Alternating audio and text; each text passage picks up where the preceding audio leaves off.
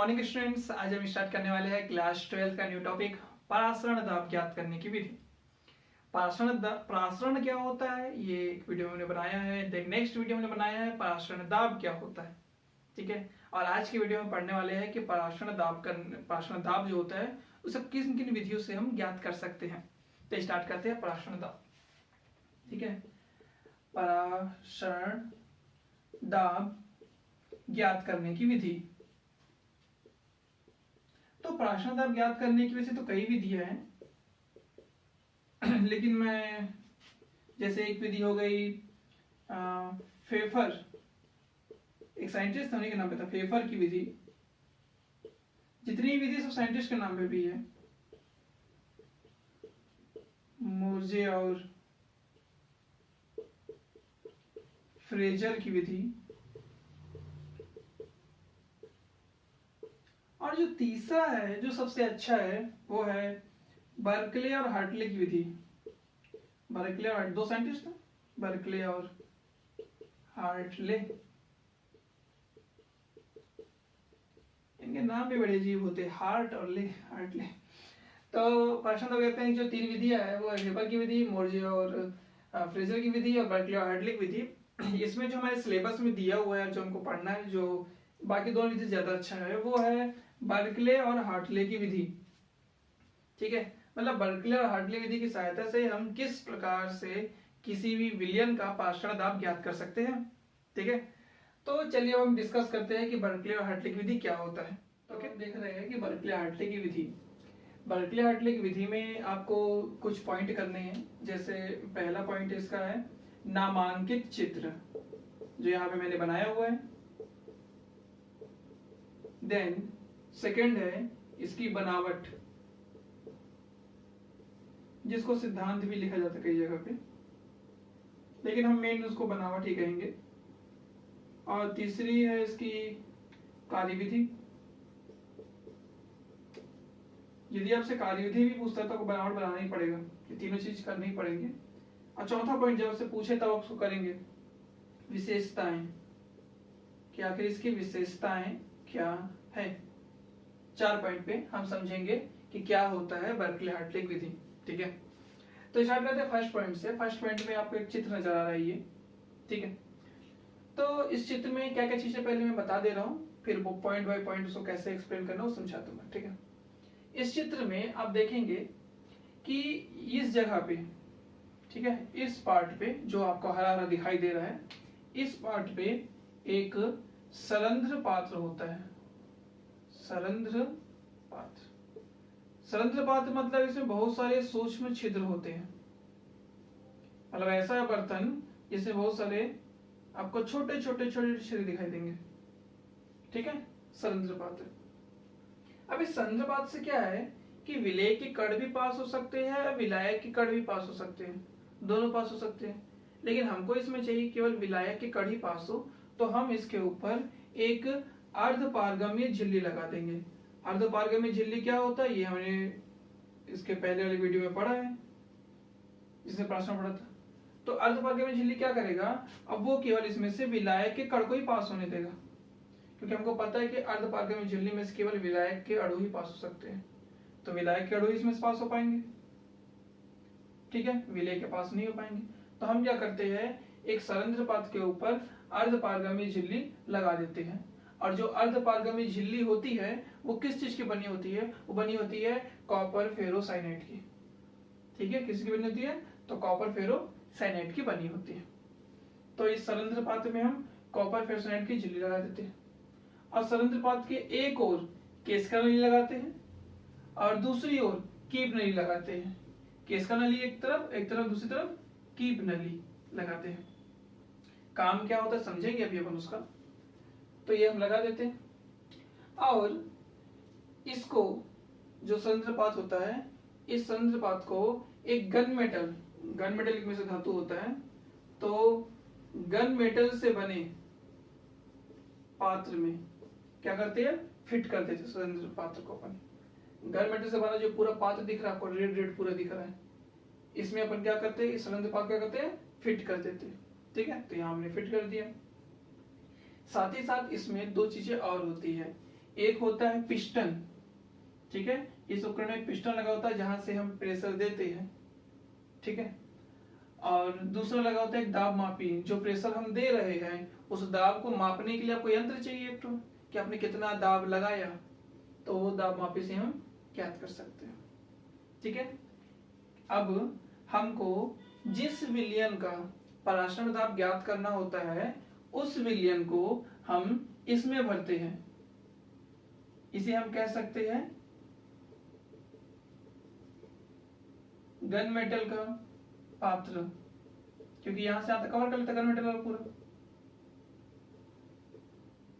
या धातु के पात्र में ऊपर भी और नीचे भी जिस विलयन का हमको पराशरण ज्ञात करना होता है, जिस विलयन का हमको पराशरण दाब ज्ञात करना होता है, उसे हम लोग धातु के पात्र में एकत्रित कर लेते हैं।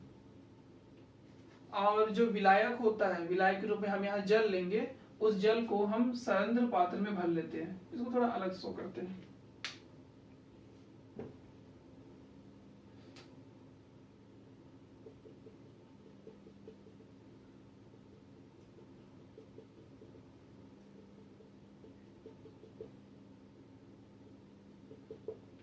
ठीक है, इस प्रकार से हम इसमें लिख भी लेते हैं कि हमने क्या क्या चीज को लिया है। तो ऊपर हमने लिया है विलयन, नीचे भी हमने लिया है विलयन, बीच वाले में लिया है जल जो कि हमारा विलायक है। ठीक है, इस प्रकार से हमने यूज किया इसमें। तो ये मैंने एक प्रकार से इसको थोड़ा समझा दिया। अभी हम लोग जब कार्यविधि करेंगे तब एक्सप्लेन करेंगे कैसे कैसे किस प्रकार से। अच्छा, दो चीज और, इसमें क्या करते हैं, इसमें से कीप नली से हम इसमें जल प्रवाहित करते हैं। ओके, और यहाँ जो केसका नली होता है, केसका नली में जल कहाँ तक भरा हुआ है, जल का तल बताता है, मतलब जल में एक लेवल होता है, यहाँ पे पाइप दिखाता है कि जल आपका यहाँ तक भरा हुआ है, कम होगा तो यहाँ दिखाएगा, कम होगा तो यहाँ दिखाएगा, इस प्रकार से। तो ये केसका नली होती है। ठीक है, तो पहला पॉइंट हम लोगों ने देख लिया नामांकित चित्र, तो ये था इसका नामांकित चित्र। ठीक है, ये जो धातु का आवरण दिखा है इसका मतलब गन मेटल से बना हुआ एक धातु का एक आवरण रहता है। दूसरा चीज देखेंगे बनावट, तो बनावट में आप किस प्रकार से लिखेंगे अब वो समझ लीजिए। ठीक है, अब लिखेंगे इसमें हम एक सरंध्र पात्र लेते हैं जिसमें कॉपर फेरोसाइनाइड की अर्धपारगम्य झिल्ली लगी होती है। ठीक है, जैसे मैं बता रहा हूं वैसे आप इसको नोट कर लीजिएगा। तो हम एक सरंध्र पात्र लेते हैं जिसमें कॉपर फेरोसाइनाइड की अर्धपारगम्य झिल्ली लगी होती है। इसे हम गन मेटल से बने एक पात्र में फिट कर देते हैं।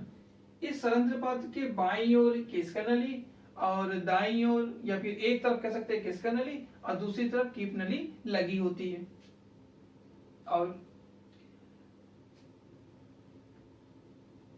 इसको जिस गन मेटल से बने पात्र में रखा जाता है उसमें एक पिस्टन लगा होता है और साथ ही साथ दाब को मापने के लिए दाब मापी यंत्र भी लगा रहता है।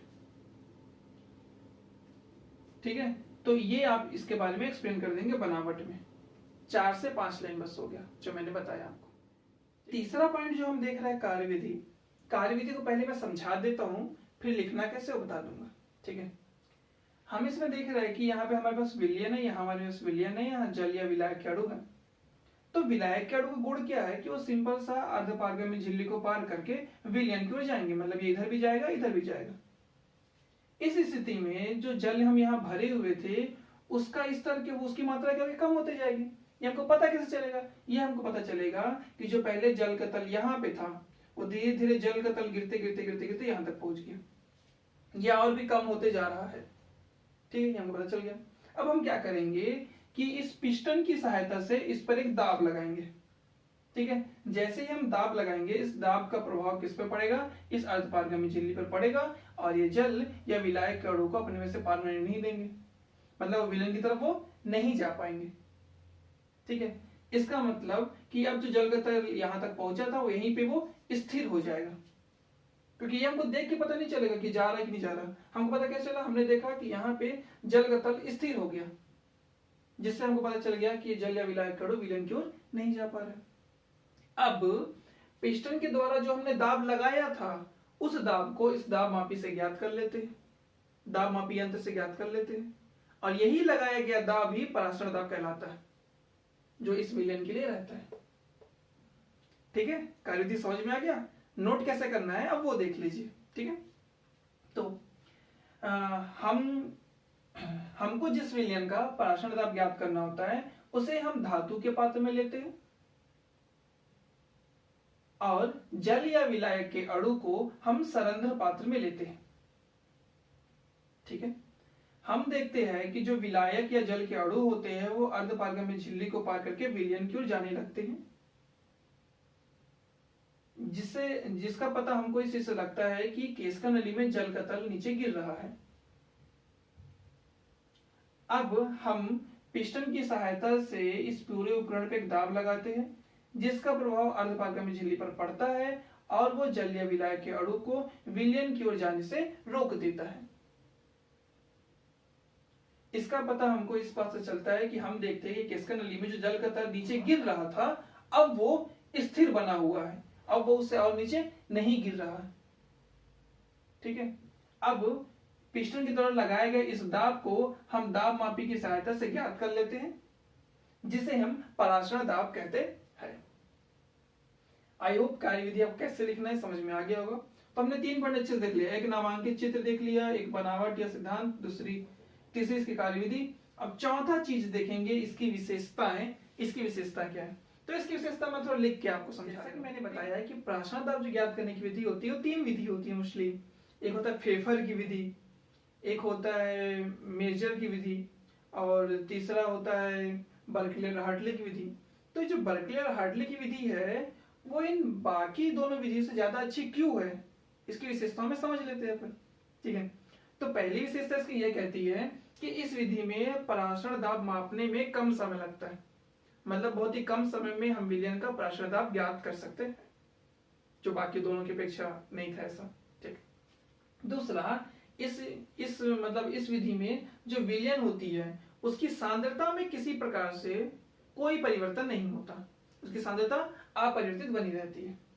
और तीसरा पॉइंट, इस विधि में लगाया गया जो दाब होता है उसका सीधे प्रभाव, क्योंकि हम उपकरण पे दाब लगाते हैं तो उसका सीधे प्रभाव अर्धपारगम्य झिल्ली पर नहीं पड़ता, जिससे अर्धपारगम्य झिल्ली के टूटने या फटने की संभावना नहीं रहती।